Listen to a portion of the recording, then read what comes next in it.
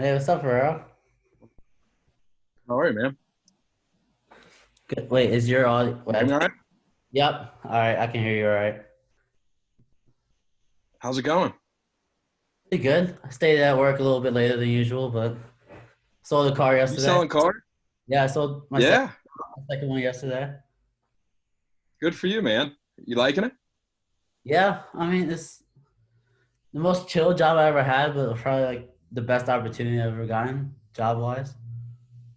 Yeah, good for you. I was, I kind of thought it might be a good fit for you. yeah, I like people, so talking to people is Yeah. easy for me. Yeah, are you learning a lot about cars? Yeah, more like on my own there. I learned the sales process, but I like to get into Yeah. cars and feel them. Yeah, good for you, man. Awesome. How was your trip to NCAAs?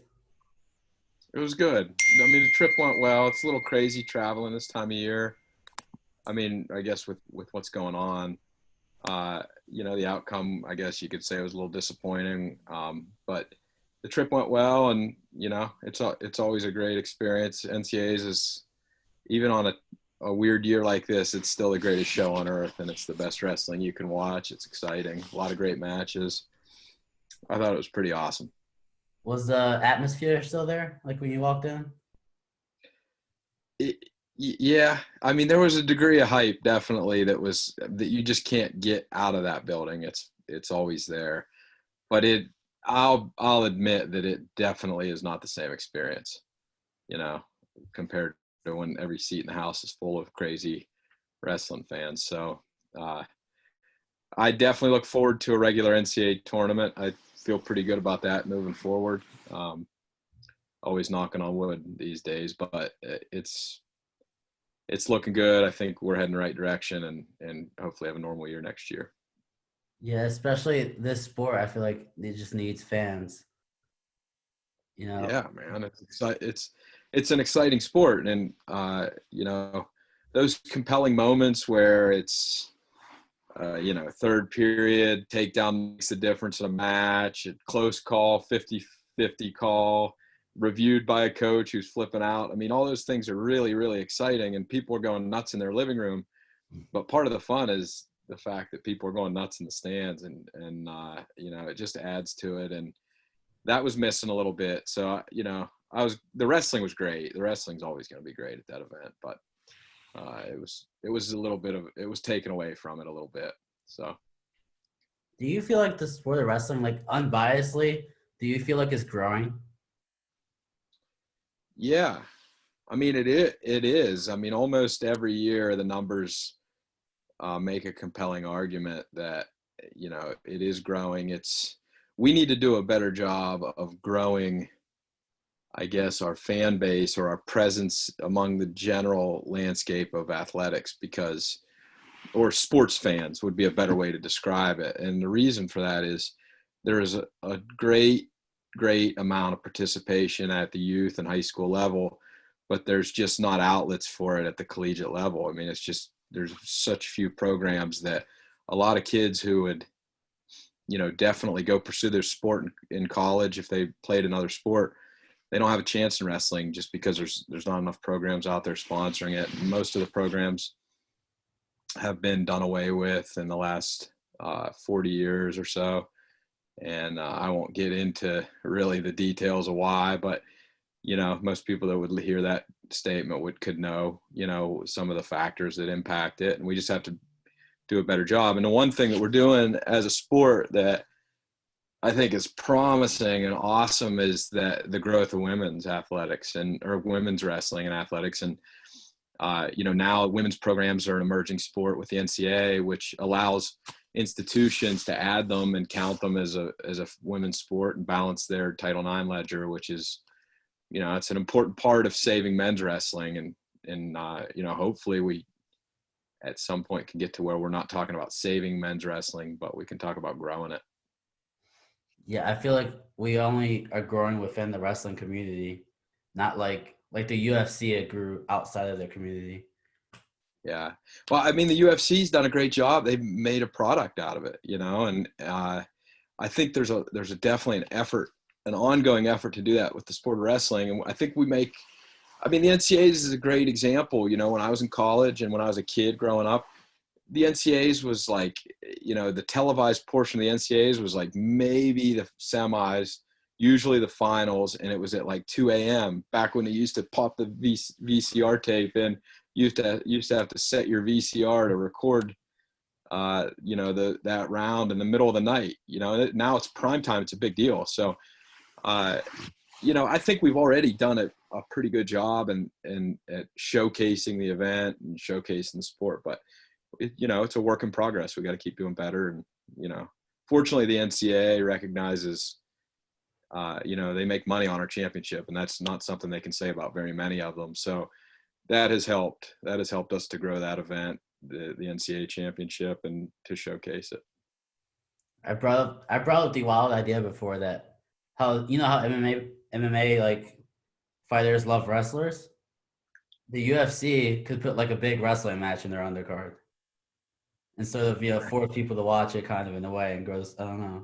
Yeah. I mean, and you're starting to see like an interesting one is like flow with flow grappling. You know, now the crossover that was always apparent is kind of a little more real now, you know, and, it'll be interesting to see how that relationship impacts, you know, wrestling. Obviously, we all know wrestlers do the best in the UFC. I don't think I'd have to argue really with anybody on that. But you know, how will that impact us? You know, definitely wrestling fans follow into the UFC because they follow their favorite wrestlers who go there and do it. You know, but I think that's definitely a way to tap into that market a little bit and try to get some of those people to cross over. And, you know, the bottom line is we got to find ways to make wrestling as exciting as the fights.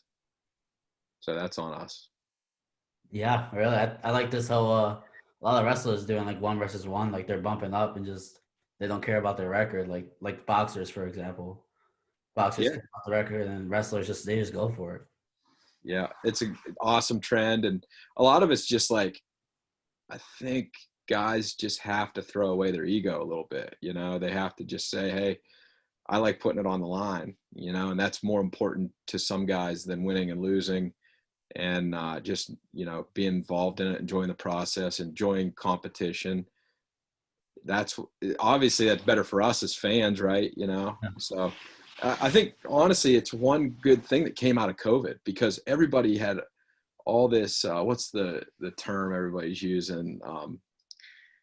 I don't know, but basically, you know, delayed, you know, but pent up, you know, a pent up demand for wrestling and for matches. And, you know, during that time, everybody wanted to compete and wasn't able to. And I mean, still it's complicated, but what that led to is like a lot of those senior level guys who were, you know, sick of sitting around, they were taking matches, they were getting on cards and getting matches in when they could. And that led to a little bit of an attitude where, I'll wrestle that guy. I'll put it on the line. And I think that was a big win for fans and definitely just a good step forward for senior level pro cards. Yeah, I like how Jordan and David Taylor led by example there. I feel like now everyone wants to do that now that they did it. Yeah.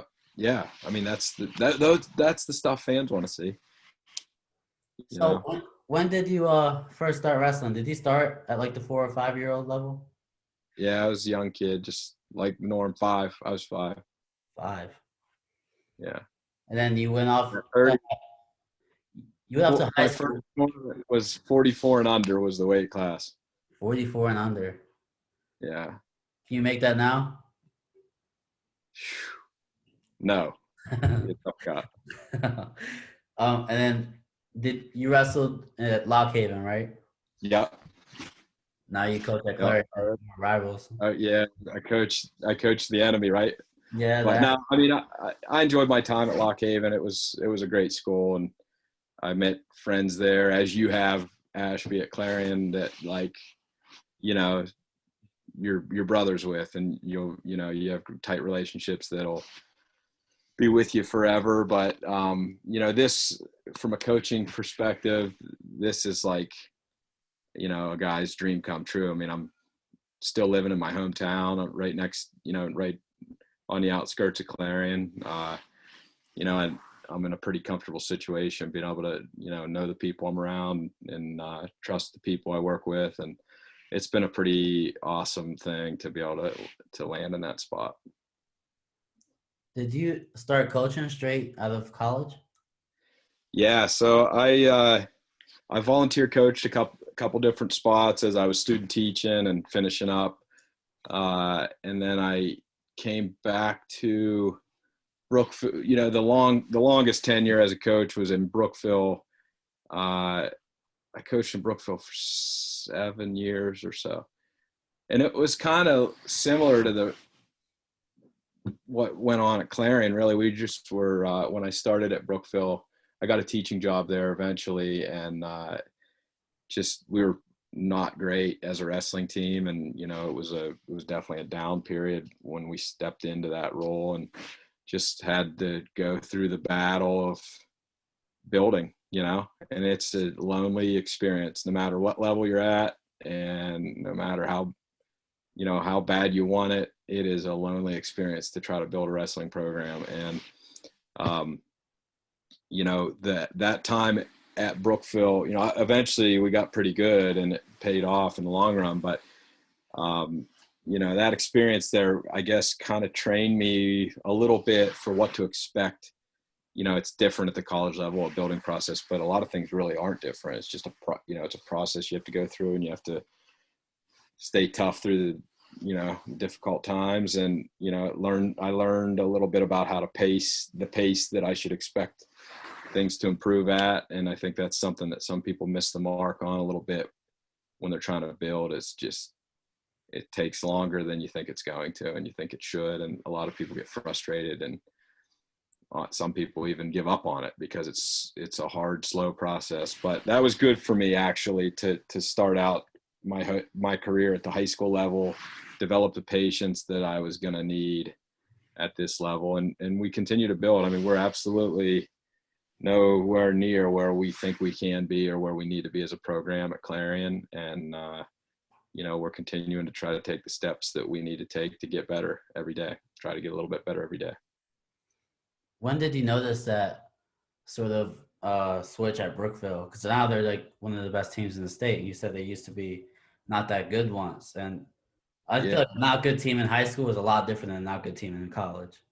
Yeah. Well, you can't recruit like great Yeah. wrestlers out of the school hallways. That's one thing that definitely slows it down. But you also, there's the elite there's not quite as big of a gap between the elite and I guess the average guys at, the things that they have to do to get to that high level at the high school level. So you can, coaching them up's a big deal at both levels. But I guess to answer your question, the point where I noticed it, and this is kind of like a trigger that we're talking to some of our young guys about every time they come in, is I noticed the turnover when the young guys came in and challenged the older guys, and they weren't afraid to stick their neck out and, say, we're going to change the way things are done here. We're going to be better, and I think that's important too.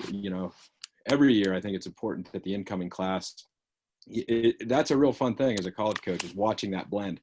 Every freshman class comes in, and, there's certain things you see in every one of them. And the one big thing I always look for is, like, you always have your freshmen and your team, and they like slowly bleed together, whatever. And at some point they just kind of become a team. You see it. There's not that division among the group. And I feel like the classes that do that quicker, they just get that process out of the way, they get more out of that year. I've seen it times where it was just a very quick process, and it takes the leadership skills from the incoming freshmen. And that's not something you can always see during the recruiting process. You try to, but if you can hit the nail on the head and you get some leaders and those incoming guys can get it done, I think it really has a huge impact on your team, your program. Must be really hard to spot the freshman leaders because they're still kind of had that high school mindset. Like maybe they're better than the high school wrestlers, but doesn't mean their mindset is at a college level. Yep. So how do you notice that freshman that's a leader? Well, one thing that we're looking for right now, you know, I mean, with the leadership thing, you just look for people that live a great lifestyle. I mean, usually, being a leader isn't always good either, Ashby. I mean, being a leader that takes people down the wrong road is not something you necessarily need, but you're looking for somebody who's living a great lifestyle and wants other people to do it with them and knows how to motivate, and that is a hard thing, like you say, but I think the thing that you can look for is just great, outstanding people the kind of people you would want your sons and daughters around. That's who you want to recruit, and then, in addition to that, the one thing we're looking for, and this is more of an on the mat thing, but it has a lot to do with their mindset, is grit, so like for a long time, I guess I screwed up as a recruiter and I would just look for the best guy I could get. If I could get this guy to say, yes, I want to come to Clarion, that's who I was after. But in the long run, sometimes you miss because those guys don't have the grit always. Sometimes it's the guy that finished 2 or 3 spots below them at the Powerade tournament or at the Beast of the East or at the state tournament, or even, as an underclassman in their district regional tournament, some guys place lower. And, sometimes it's easy to assume or to jump to a conclusion as a recruiter that, wow, the guy that won it is better. He's the best kid in the bracket. But if you quit looking at kids like, all right, who's the best kid in the bracket, and you start looking at like who's the best recruit in the bracket, sometimes you see guys wrestle 5 straight consolation matches, get tough and win 2 or 3 overtime matches in a row to take third. There's different attributes you look for in a kid, and I think those are indicators that people are tough and they're going to have what it takes at the college level. Yeah, I remember one time in not the old Tiffin, but the old wrestling room, someone made a comment. One of the recruits got second. Someone made a comment how he didn't wrestle that hard in the third period, and Yeah. toughness. But yeah, because it didn't really matter that he got second, but he didn't wrestle tough in the third period. Yeah. I mean, that's definitely not the way you want to be, right? I mean, you want to be going hard. You want your third period to be the best period in your match, and that's the kind of guys we're looking for. I feel like that came out of John Worthing this year at the conference. Yeah. How about his performance at conference? I know obviously Greg did great and Max did great, but I was most impressed watching him. Yeah, he's a lot of fun. Actually, you know what? I don't even know if I want to say that he's fun for me to watch. He drives me bonkers, Yeah. because he can, the one thing he does do, though, he does very well, is he just continues to wrestle and scrambles, and it pays off for him. He's unorthodox, and he puts people in positions they don't like to be in, and then he continues to wrestle. But that kid's got a really bright future, and, he did a great job up at 74. Probably 65's, well, definitely 65 would have been a better weight for him this season, and he bumped up to 74 to finish out the year. And I mean, the results spoke for themselves at the MAC tournament. I would love to have seen what he could have put together with a whole body of work during a season. I think he, definitely was wrestling at a national qualifier caliber by the end of the season. How about Kyle Schickel? I know he's one of the freshmen that really stood out of all the freshmen. Yes, he wrestles his butt off. He wrestles hard. He's another. All these guys. So this year was really neat because the freshmen got to wrestle a lot in front of people. We got to see them a lot. Mm-hmm. But what they didn't get, like that normal grind freshman experience where they're getting a lot of match. Keep this in mind. Almost every guy these guys wrestled this year were the starting guy in the lineup of whatever team they're on. So the rigor of competition was high for everybody this year, where like on a normal year, you may go to an open and you may wrestle, 4 or 5 matches, and 2 or 3 of them are, a little easier to win, I guess, is the simplest way to put it. And a lot of our freshmen didn't really get that experience. So in some of them, I think Kyle will really benefit from a full season body of work just to get the experience of, putting matches away that he's got a small lead in and getting that last takedown to lock up matches. But he's definitely got the fight we're looking for. He brings it for 7 minutes, and he's got a good attitude. We like him. We like him a lot. Yeah, I became a fan that first. I know he lost that first match to Travis, but I was a fan to him of his right after that one. Yeah.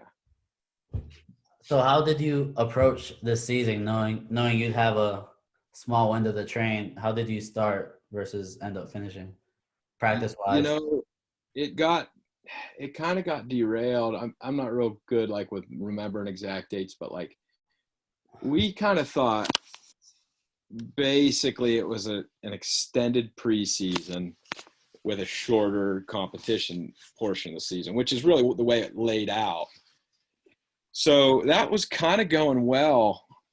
And then around Thanksgiving, I think it was around Thanksgiving, we got shut down like a lot longer off than really was ideal. I'm not whining or complaining.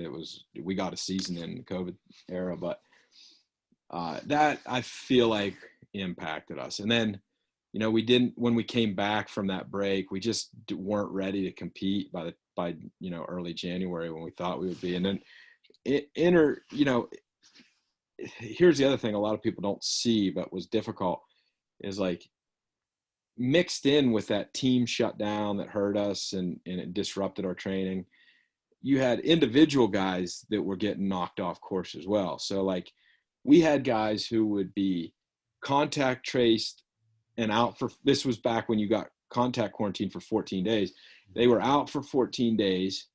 They'd come back for a week of practice and then they'd wrestle with another guy who got COVID. And then they were out for another, I mean, we had guys that were out for like 28 of 35 days, and even as coaches, we're taking notes and recording this guy's out till this date and this guy's out till this date. And he comes back, he can come back with a test. So you have all these notes, but you don't really have the opportunity to put yourself in the shoes of all these guys that are going through it. And at one point, I won't even mention the guy.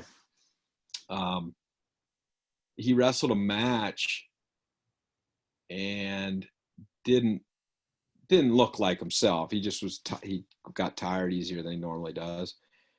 And I forget what he told me, but like he had only wrestled a couple live day, maybe one live day in a month, just because the way it worked out with his quarantines, he was missing those intense practices that we were having. He didn't get the reps. And then, boom, we throw him in a competition and yeah, it's no wonder you don't get the most out of people. And, I don't mean to make our experience sound any different. I think that was going on nationwide. I know a lot of programs who had a lot more problem than we did keeping their training on track.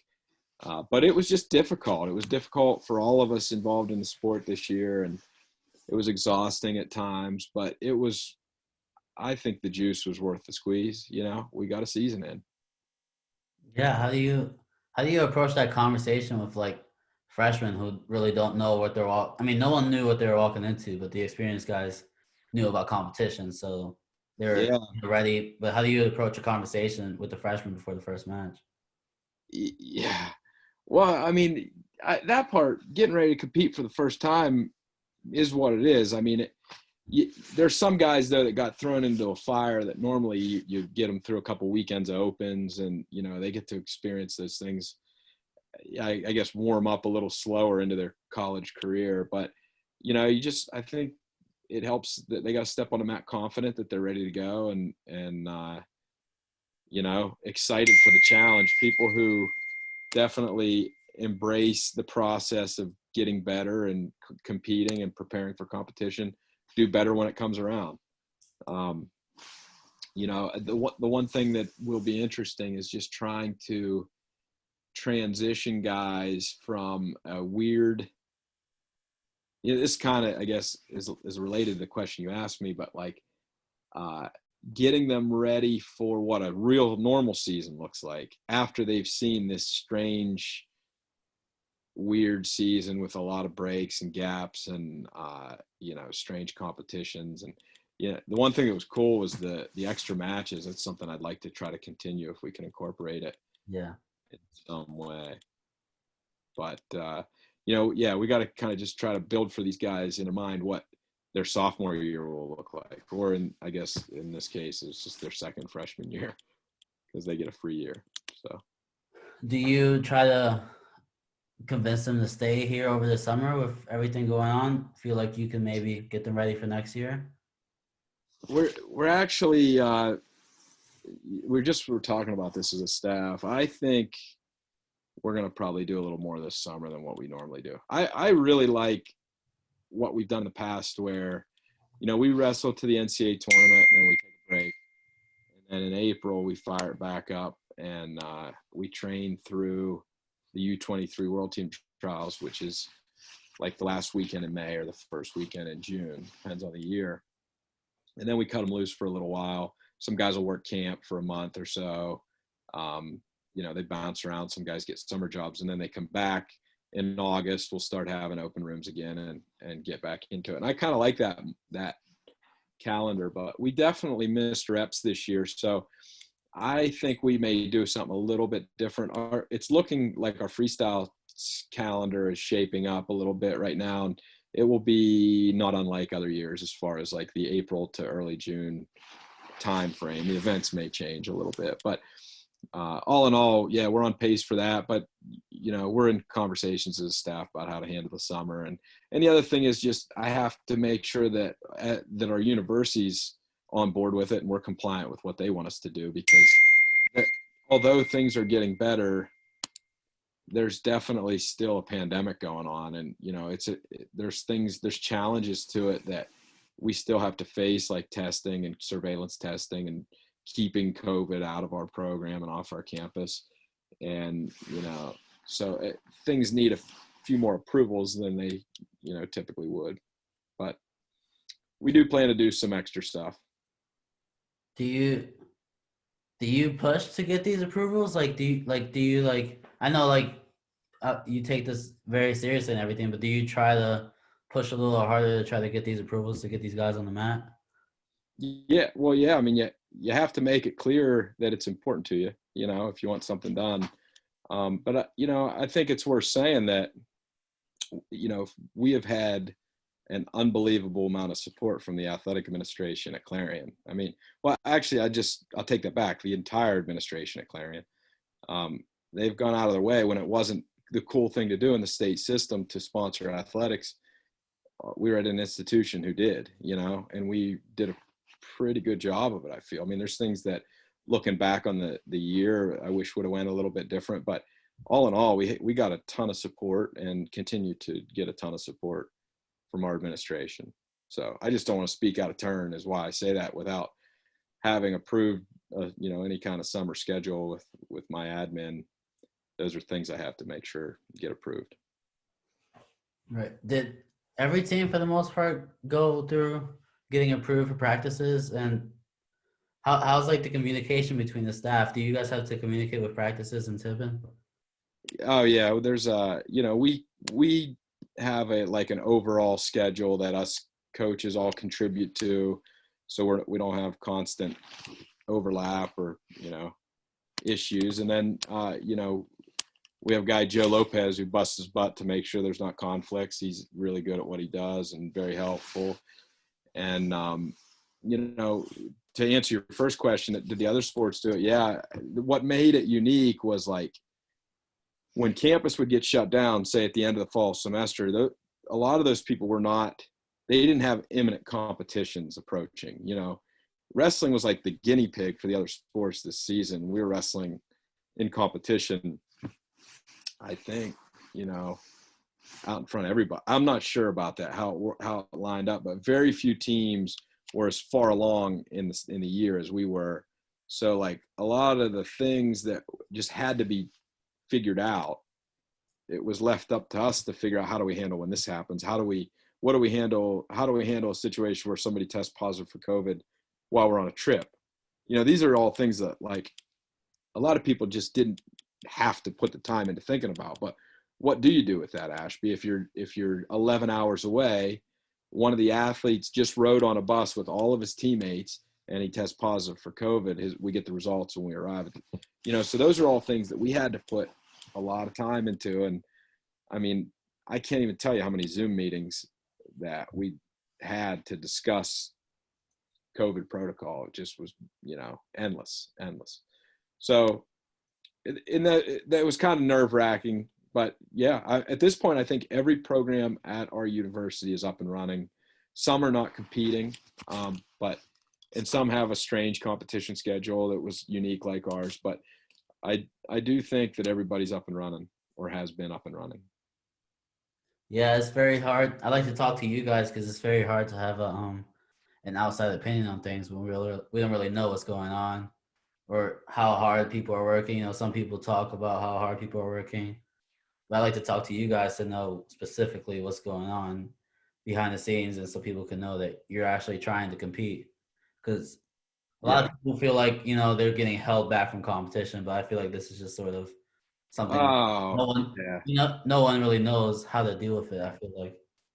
Yeah, everybody's foot has been on the gas. I mean, at least that's been our experience at Clarion. There's policies that you can't, Hmm. you know, we're a product of the state essentially. And, if the state tells you you can't do something, you can't have a state institution that isn't abiding by state guidelines. It's just, that's the way it is in public ed. And, I would say we were as aggressive as an institution as anybody could have been. And, a simple way to look at this is some of the best wrestling teams in the country this year in the Ivy League didn't compete, weren't allowed to compete, and not just in the Ivy League, but some other teams too. So I'm grateful for what we were able to pull off this year. I appreciate the support, and it wasn't just carelessness that led to that. It was deliberate effort from a lot of people who hustled to try to make the season as meaningful as possible. How about you? I think Shane Griffith did wonders for the wrestling world.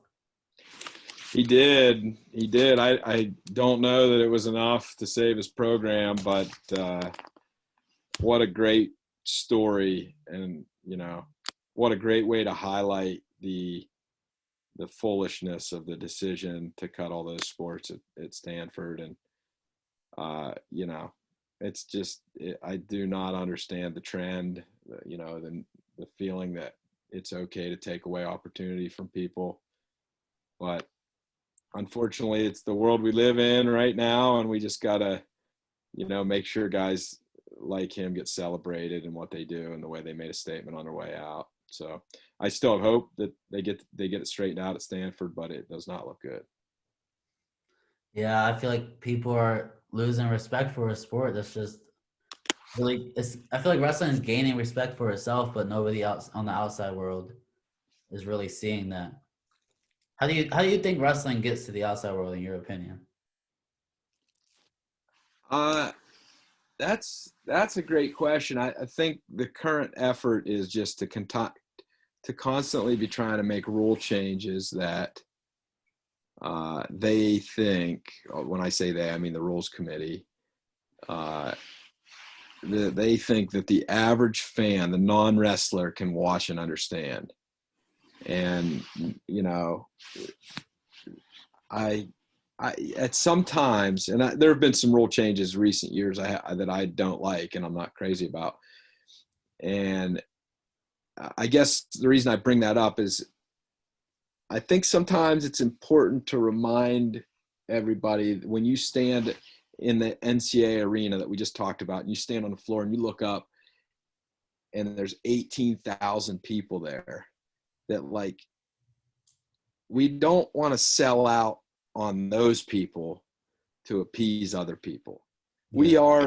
We have an incredible sport with an incredible fan base, and most of that fan base were former wrestlers, and there's nothing wrong with that. And there's nothing wrong with really, just satisfying the people who love the sport of wrestling, and I think now at the same time I say that, I say we need to reach out and touch people so, we're not losing programs and that they feel some sense of investment in the sport of wrestling. And those things are true too. But I just, the route to victory, I don't know if it is rule changes to simplify it. I think wrestling's a great sport I think folk style wrestling has a great rule set.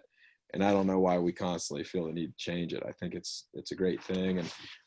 And as far as growing it to people outside of wrestling, I think, the UFC thing that you discussed earlier on is very valid, and I mean that's a connection that helps us to build. A lot of my friends, guys I fish with that maybe I didn't grow up wrestling with, and I just have good relationships with them. They're UFC guys, and then they it does lead to an impact where a guy comes in and they know Frankie Edgar, wrestled at Clarion, and then they get curious about Clarion wrestling and they start following matches. And sometimes if they go watch a match, they like it. Yeah. And then they come back to another one. The hardest match to get somebody to is the first one. Mm-hmm. It is a fun sport to watch. And if you take them to the right match, it's exciting and compelling. And then they want to come back and catch the next one. So, yeah, I mean, it's definitely an uphill climb, I think, Ashby, but I just think it's good to take note that ex-wrestlers stay as wrestling fans, and there's a whole bunch of them, so I don't think it's something where we have to sell out on ourselves to try to gain some new group. Yeah, because I will always preach wrestling to everyone. It's never changed. Yeah, we gotta, what we need to do is we need to come up with some good ways to just get new fans in the stands at home Clarion Duels. So that's something you and I can put some time into. Yeah, and we still do have one video to finish. Yeah. And I wanted to wait till after nationals. Yeah. Did you see that weight equipment in there? Yeah, I did. Yeah, that's why I said we might as well just delete that last part and start over. Let's get it wrapped up. One more thing I want to talk to you about was how it felt to basically raise Brock and now have him as a coach. I know that you and Deloya sort of have been with him since he was a kid. Yeah, I mean, I think both Coach Loy and I have definitely been involved in a lot of his career, but that would be disingenuous a little bit, and I say that just because Brock's a student of the sport. Like he has been all over the country and been around some great people, and they've all had a huge impact on him. Definitely not the least of which is Dave Klepfer, his high school coach through his whole career. And that guy is so impactful on so many people. So I just, since now that's out of the way, it's been great. It's been great to watch Brock mature. And, I was in his corner when he was 10 years old and had a nervous breakdown after a loss and came to the corner crying, and then, was able to coach him through his college career. So it's been a really, it's been an awesome experience. He's an awesome person, and somebody that, again, you want your sons and daughters to be around. And now, my decision to keep him around as a coach was very simple, because not only is he the kind of guy that you want your sons and daughters to be around on their team, but he's the kind of guy that you want your sons and daughters to be coached by. So, no doubt he's going to have a huge impact on our program moving forward. I'm glad to have him. And yeah, it's good. It's interesting just, for anybody who goes from an athlete to a coaching role, there's challenges, and I think he's faced those challenges really well, and he's doing a great job in his first year. I think he did a great job with his transition, because I met him his sophomore year, and he I feel like he did the transition pretty well from regular student to mature athlete to coach. It's hard. A lot of guys don't do it well. And, when I talk to another coach who wants to hire a GA or a young assistant, it's always a concern that a head coach has when they bring a new guy into the program. And it's especially hard when you stay at your own institution. It's a kind of a refresh button that if you go from one school to another, you kind of get to start over and be the person you want to be. And that makes it a little bit easier. In Brock's case, that didn't happen. And so it's a little bit tougher, but he has faced it head on, done a great job. So we're proud of him. Oh, good. What's in the near future for Clarion Wrestling? We're going to start freestyle up here in a week or two. And we're going to train probably 4 days a week.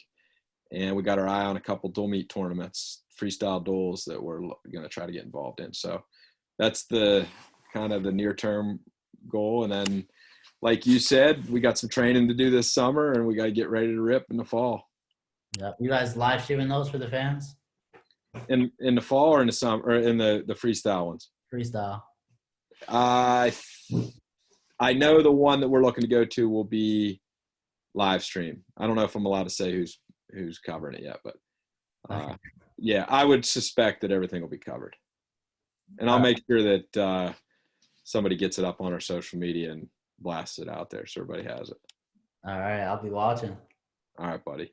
All right. Thanks for coming on, Coach. Thanks for having me on, Ashby. Take care. Yep. See you around. Bye bye.